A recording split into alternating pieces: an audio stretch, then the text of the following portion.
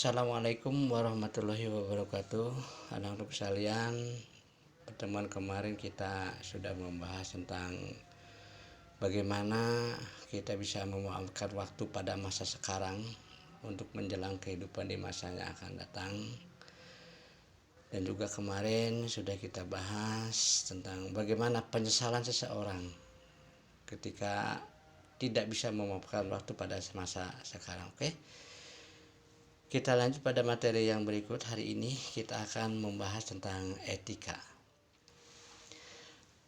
Apa sih pengertian daripada etika itu sendiri? Nah, ingat, kita tidak boleh menyamakan antara etika dengan etiket. Sebetulnya tidak sama. Bahkan terkadang orang kata etiket itu cenderung sebagai kata etika. Kalau kita lihat kata etiket adalah aturan sopan santun dalam pergaulan. Itu etiket. Mengabaikan sopan santun sering menimbulkan perselisihan atau kesalahpahaman. Etiket merupakan sarana atau alat untuk kelancaran dalam bergaul. Etiket berarti tata cara pergaulan yang baik antara sesama manusia. Itu etiket. Berasal dari kata Prancis atau dari bahasa Prancis yang bermula dari kata etiquette. Lantas etika sendiri apa artinya? Etika itu berarti falsafah moral dan merupakan pedoman cara hidup yang benar. Dilihat dari sudut budaya, susila, agama.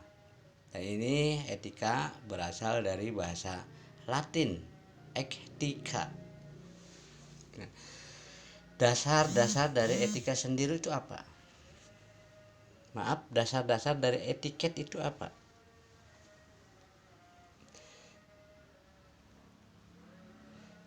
Kita lihat dasar-dasar dari etiket. Dasar-dasar etiket yang pertama adalah sopan, ramah kepada siapa saja. Yang kedua, memberi perhatian kepada orang lain. Yang ketiga, ingin membantu. Jadi perasaan kita selalu ingin membantu kepada orang lain. Yang keempat, memiliki rasa toleransi yang tinggi. Kita tidak pernah menganggap rendah, kita tidak pernah menganggap salah apa yang dilakukan oleh orang lain dalam sudut keyakinan. Yang kelima, dapat menguasai diri, dapat mengendalikan emosi dalam situasi. Tujuan daripada etiket adalah selalu berusaha untuk menyenangkan orang lain. Nah, jadi etiket di sini punya tujuan tertentu, yaitu untuk selalu berusaha agar orang lain merasa senang, merasa suka dengan apa yang kita kerjakan dan apa kita lakukan. Apa sih manfaat dari etiket dalam kehidupan sehari-hari? Ada beberapa manfaat. Yang pertama adalah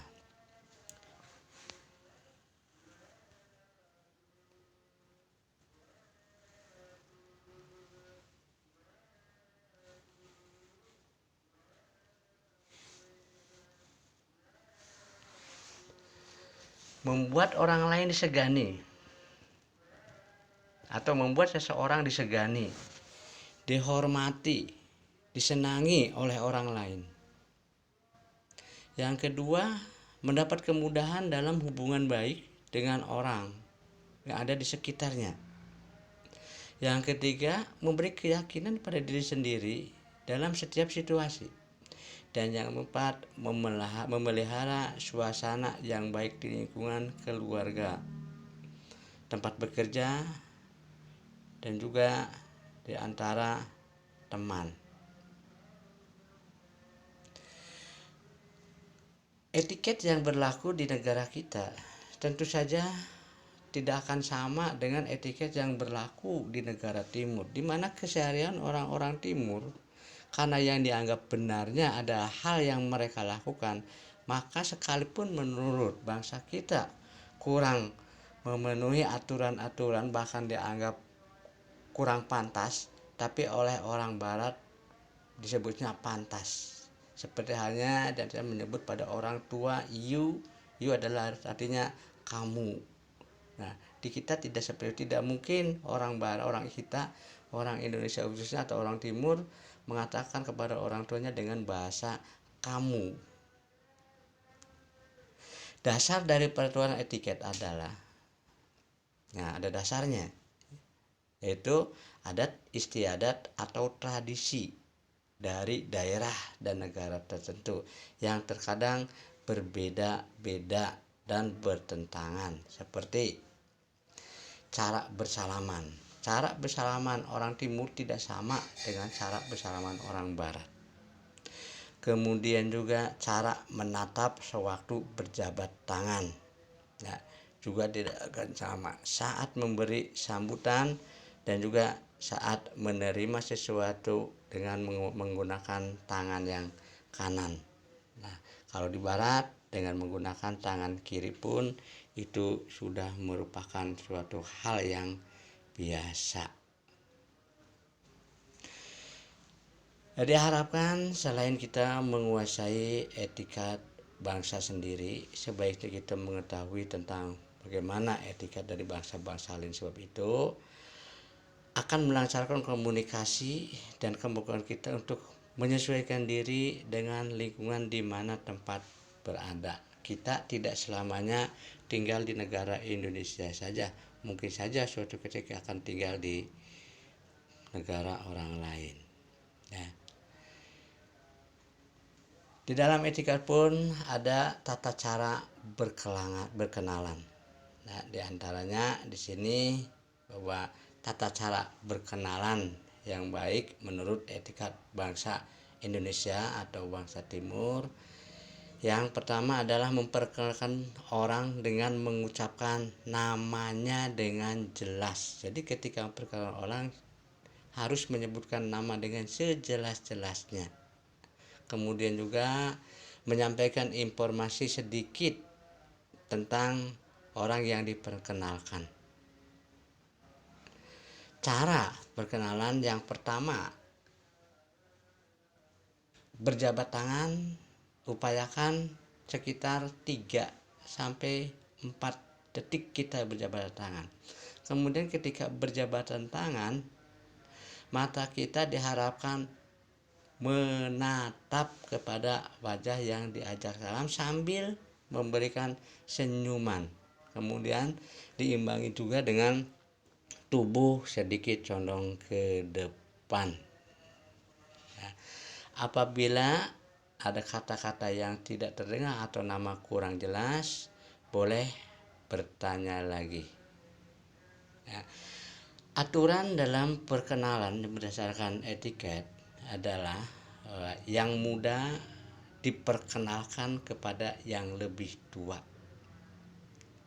Kemudian umumnya orang yang diperkenalkan kepada wanita atau seorang laki-laki diperkenalkan kepada wanita. Terkadang juga ada wanita yang diperkenalkan kepada pria. Apabila pria itu penting yang perlu dihormati seperti kepala negara, menteri, gubernur, duta besar. Ya.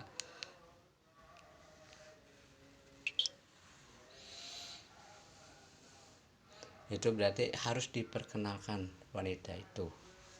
Nah, anak-anak sekalian yang Bapak cintai, Bapak banggakan,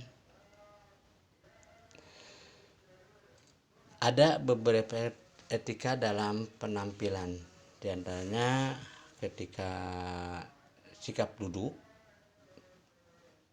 ya,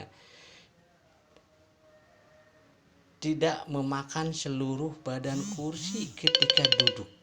Upayakan ketika duduk posisi kita ya tidak menduduki tempat duduk penuh, tapi hanya setengah paling tidak. Ya.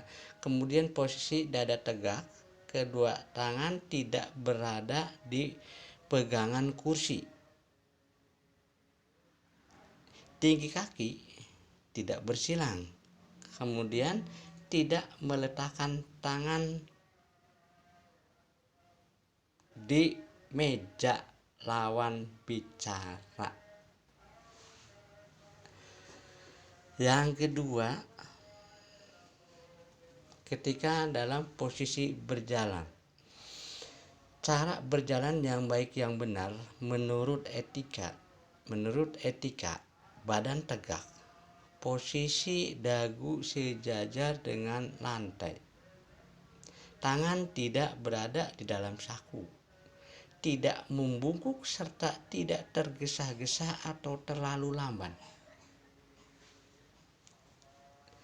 Lantas bagaimana dengan ekspresi wajah?